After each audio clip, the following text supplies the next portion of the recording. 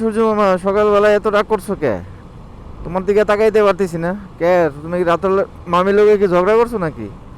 তাই সকালবেলা রাগ করে একদম সকালবেলায় আলো দিয়ে দিলা। যাই হোক,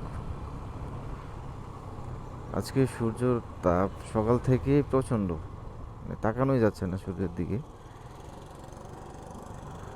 সকালবেলায় যদি এই অবস্থা হয়, সকালবেলা বাজে কয়টা?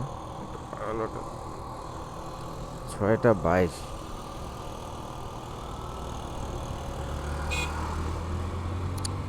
6টা 22 বাজে, তাতেই তাকানো যাইতেছে না। আর সারাদিন তো আছেই। সে কারণে সূর্য মামাকে কইলাম যে মামা এত রাগ করছো কেন সকালবেলা, একটু আলো টালো একটু কমাই দিও। ওফ,